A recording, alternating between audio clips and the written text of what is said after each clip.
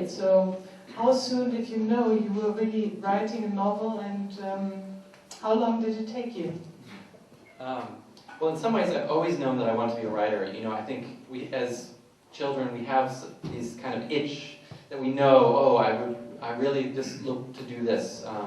But it took, as you said, it took me a long time to accept that this was an okay thing to do, because I still to this day am suspicious of writers. I find, you know, I find it a kind of strange pursuit, you know, even though here I am. So, for me at least, teaching is a really important part of my life, and that kind of twinning of writing on the one hand and teaching on the other hand is, they balance each other out. And I actually find that the discovery that one makes on the page, you know, when you're kind of neat, you know, you've been working for 2 hours and suddenly you have this moment, you're like, ah, you know, it's a train he wants to catch, you know, not a boat, you know. That was just for demonstration purposes. That wasn't actually happening. You know, that kind of discovery also happens when you're working with a student in a classroom, and it's a marvelous thing when you see, you know, you're pushing them and they're kind of, you know, pushing back, and then they make this breakthrough.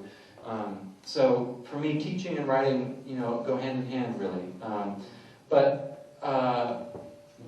You know, when you set off to write a novel, of course you have no idea how to write a novel.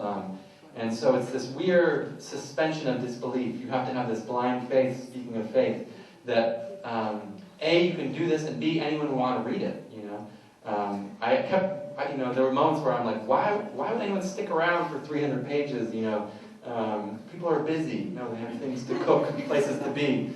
And yet, you know, I think that feeling of being sucked into a story when, you know, you're out in the world but you just can't wait to kind of curl up with a book, it's a universal thing we have, and it's a hunger that I'm glad I could feed.